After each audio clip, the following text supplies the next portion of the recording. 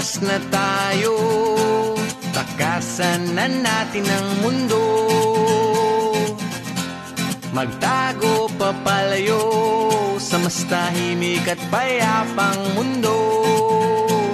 Umubulong ang hanging amihan at huni ng ibon.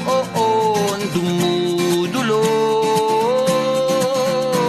at tinatawag na tayo ng bundok.